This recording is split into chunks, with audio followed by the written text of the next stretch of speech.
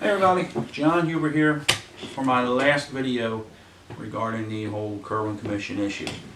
I'm going to kind of summarize the whole thing for you, and I'm going to give you my personal opinion. I've been in education for 30 years. I've seen the good, the bad, and the ugly. And I've lived through Thornton.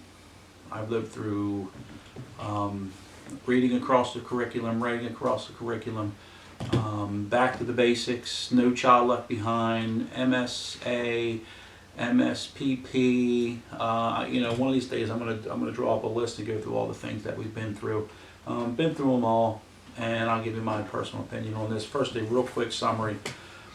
As you know, 5 major points: establishment of pre-K for all students, and for all 4-year-olds and for 3-year-olds up to 75,000, then a sliding scale between 75,000 up to 150,000 of income. Teachers, more money for teachers, a different career path for teachers, a lot more rigorous requirements to be a teacher.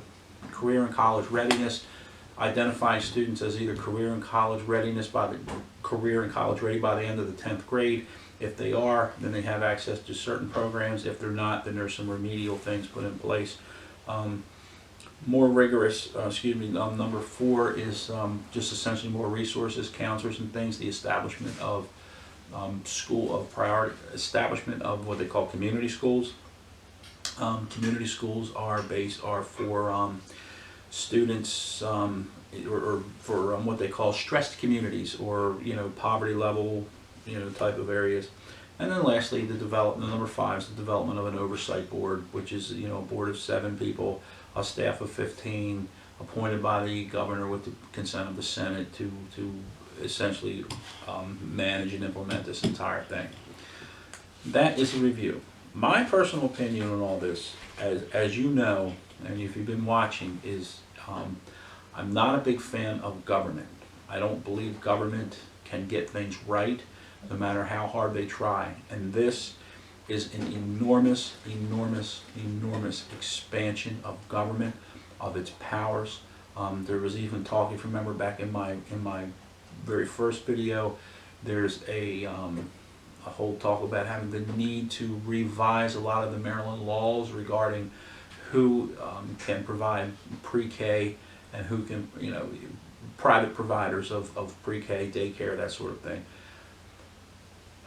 You're talking about one of the most incredible and largest expansion of government in our history, and the libertarian in me just can't get behind such thing.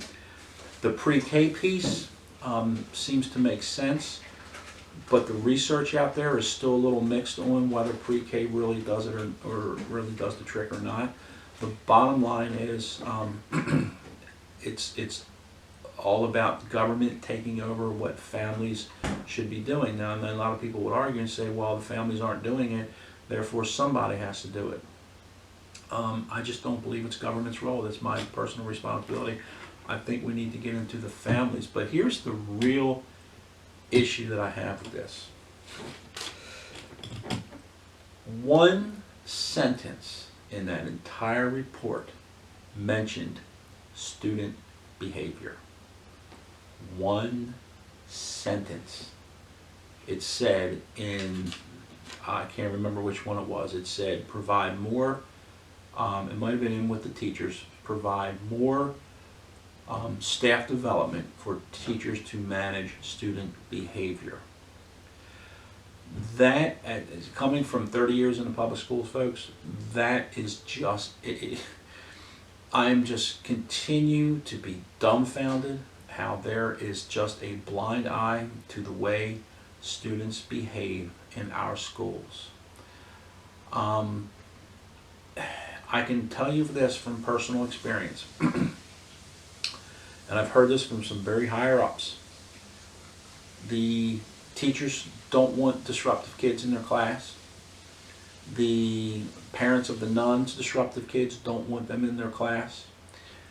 The assistant principals don't want them in the building. The principals don't want them in the building. The area superintendents don't want them in the building. The superintendents don't want them in the building. The board of directors or the boards of education don't want them in their building. But the people who do are the people who are making the laws. They seem to have an issue with creating substantial legislation to remove disruptive students. And the reason is because anything to remove or take away something from someone is a problem for legislatures. They want to give, they want to give, they want to give, they don't want to take anything away. It is a problem.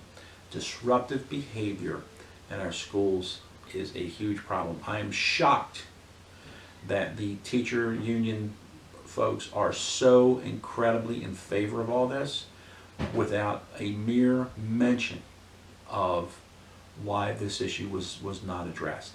And I'll do a whole nother topic and get into that whole student behavior piece. I have a lot of experience in that area, but I can assure you that my issue with this whole thing is that there is an assumption in every one of these things I went through that basically says these kids show up on our doorstep ready, willing, and eager to learn. Take away the ready. Okay, so they're saying that based on this, the pre-K and whatnot, they're saying, well, they're not ready to learn. We're gonna help them get ready to learn. Okay, fine. Willing and able, able certainly, but willing. Are students showing up willing to learn? Are their parents holding the kids accountable? Are we as a kid holding the kids accountable? There's this sense that kids show up in their classroom and they're just sitting there saying, please teach me, and the big evil teachers are not trained well enough to be able to teach students. That's not what's happening, folks. So anyway, not a huge fan of the commission for two reasons. One is these enormous expansion of government, and two is the fact that student behavior, student discipline was just completely and totally ignored. Now, what would I do instead of all this? Well, that's my next series of videos. What my personal opinion is what we can do to improve education outside of all this. And I think it all comes down to student behavior. And I don't think that there's anybody who's out there in the public schools, in the trenches, would argue with that. So anyway, that's my opinion. I hope you enjoyed reading the Kirwan Commission. Hopefully you read the report. Read the report, folks, because it's just enormous, and hopefully I've detailed a little bit of the enormity of it. Anyway, thanks for joining me, and I hope to see you in some future videos. As always, have a great day.